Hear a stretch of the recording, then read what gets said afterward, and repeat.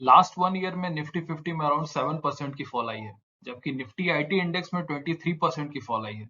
सो इससे हमें यह पता चलता है कि आईटी स्टॉक्स में ज्यादा करेक्शन आई है in comparison to Nifty 50 stocks.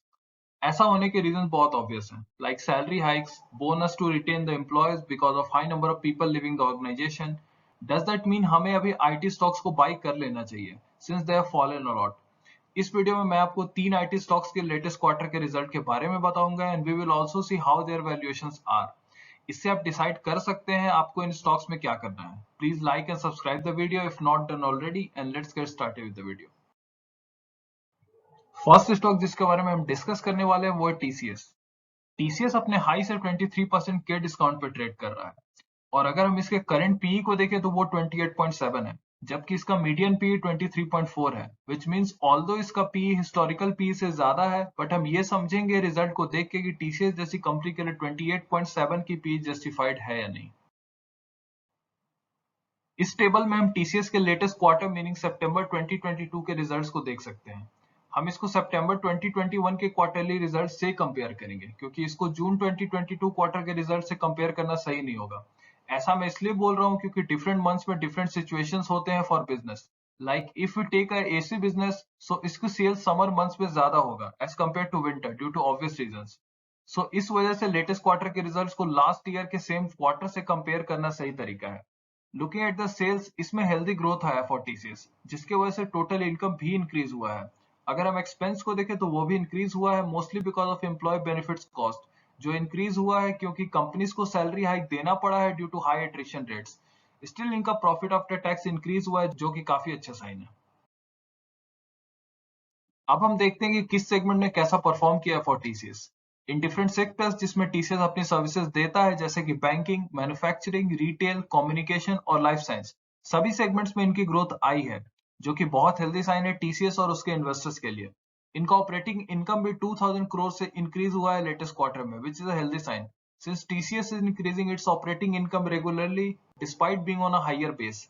इनका ऑपरेटिंग प्रॉफिट वेल मेंटेन्ड है at 26% in the latest quarter.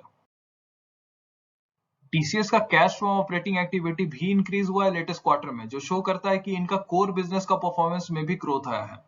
If you adjust the parameters like bad debt, dividend, हम ये देख सकते हैं कि इन्होंने जो नेट कैश जनरेट किया फ्रॉम ऑपरेटिंग एक्टिविटी, उसमें भी इंक्रीमेंट आया है सितंबर क्वार्टर में। We all know attrition rate is pretty high over the past year. For TCS, attrition rate 21.5% रहा है in past 12 months. लेकिन overall workforce count इनका increase हुआ है by 9,840, जो दिखाता है कि there are more number of people who have joined the organization as compared to the people who have left. इनके पास overall more than 6 lakh people की workforce भी है।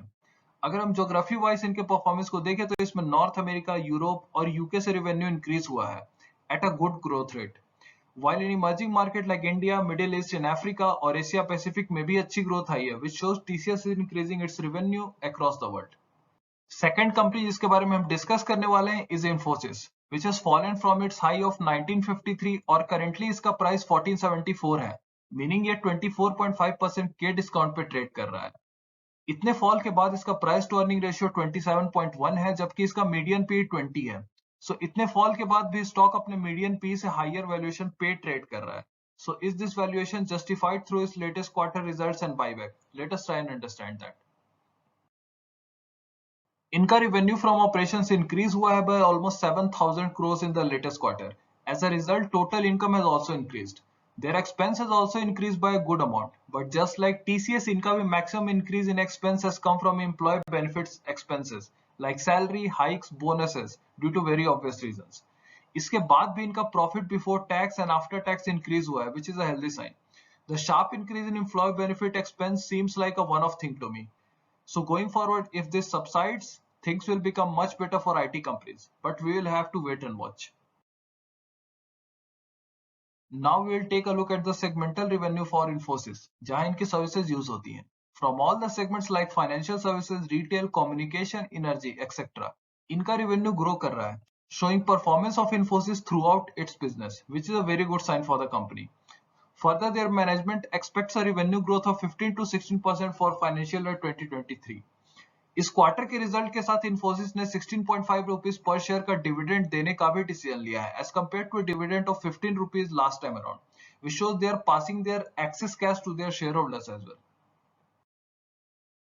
Infosys have decided to do a buyback as well at 1850 per share. What is a buyback then? Buyback means company will take some shares from retail investor and they will basically remove these many shares from their books. Let us take an example and understand that. Price of a stock is equal to earning per share multiplied by its P ratio. Take earnings to be 1000 and P ratio to be 100. Imagine company has 1000 shares. इनका EPS हो गया 1000 divided by 1000 meaning 1. So stock price is 1 into 100 meaning 100 rupees. If this company does a buyback of 100 shares, number of shares now outstanding will be 900.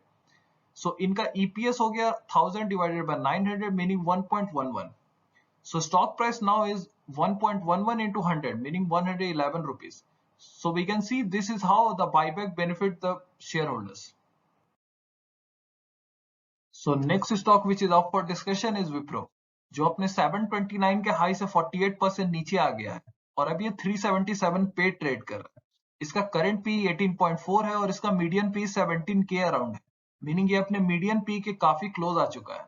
Wipro has fallen by a lot. So has Wipro become a bad stock? क्या इसको हमें cell कर देना चाहिए instantly? Let us try and understand that by analyzing its latest quarterly results.